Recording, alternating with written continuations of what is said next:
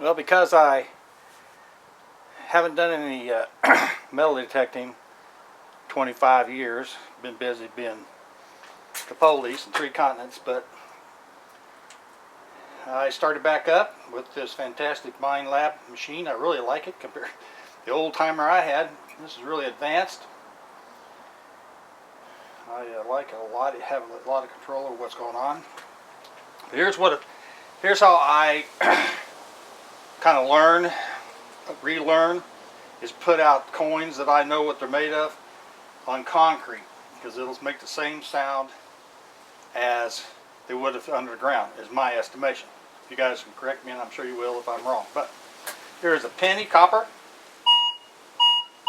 Shows 25. Here is a clad quarter. Shows 30. Here's a silver quarter. Shows 29, 30, 31. Here's a silver dime. Around 26. 26. Here's a gold French coin.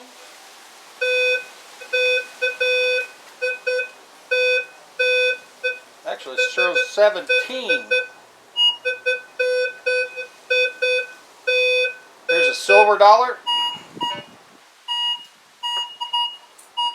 Shows 38, 39. Let's move this back to diamond rings, what that shows now on the gold coin. 18. 37, 35 on the Morgan silver dollar. And this coin here, and you can see with all my shadow, I'm getting on the other side here. Gold coin, silver Morgan, clad, quarter, mercury dime, Bigelow, copper / nickel penny. This coin here is 2,200 years old, approximately. Yep, about right. Alexander the Great was alive when this coin was made. It was found by a guy who was digging a foundation in Sulaymaniyah, Iraq. So it's up in Kurdistan. I bought it from a licensed antiquities dealer. So it's pretty cool. It's pretty rare, this version of it is mint mark. But anyway, here's what this sounds like. Heavy silver, lots of silver.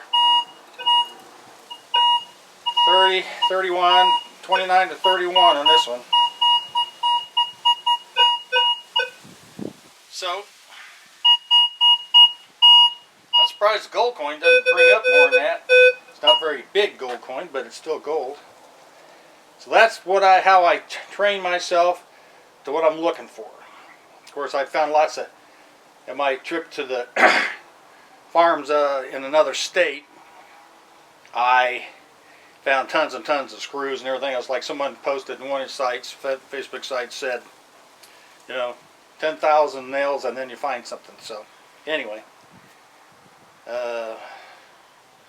this is how I start practicing on what I'm looking for and know how the machine's registering on it. So I put it on all metals, the horseshoe. I think it does best to start that way. So that's what I have been doing.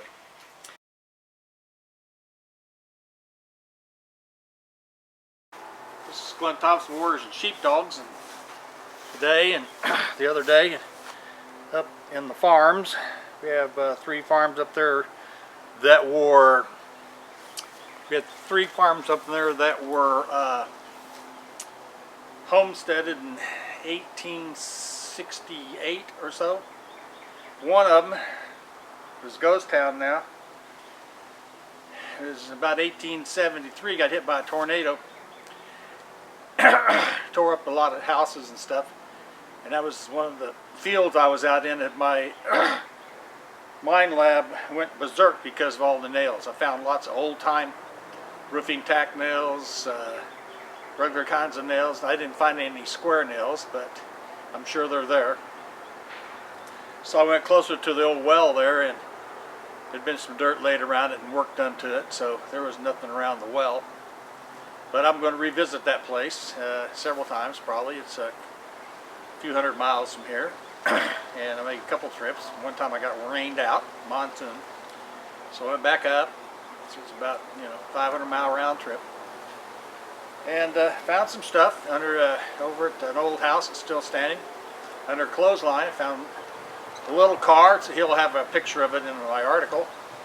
But a little blue car. It was kind of really cool. It's an old cast iron, some kind of cast aluminum probably. Blue, really stayed up, didn't rust or anything. It's really good shape. And some other normal stuff, caps, bottle caps, nails, chunk of aluminum which looks like some type of vent, not sure. We'll call it an artifact. Anyway, had a great time in my MineLab. It's really a fantastic mine detector. I have probably the middle of the road type mine or metal detector. They have one that's a lot more expensive that you can find gold a lot easier, maybe even gold ore, gold nuggets. I'm not sure. You'll have to read on that. The web link to their site is on the web on my article, and the link to this particular model here is the model Vanquish 340. Is be a link on there for this one particular one too. So, well, this is a new thing for warriors and sheepdogs. We normally do guns and knives and did PC gaming, but we're changing that out to adventures and treasure hunting. Because over in the same area, not far from that land, there's an old Indian village that's 6 foot down. So I would say it's probably at least 400 years old. So we're going up the side of the river and start excavating in the side of the river where the river cut into it, and probably maybe find some stuff doing that. But that's a whole different story. Alright, thanks for coming to see us at Warriors and Sheepdogs. Hope you guys have a lot of luck finding treasure.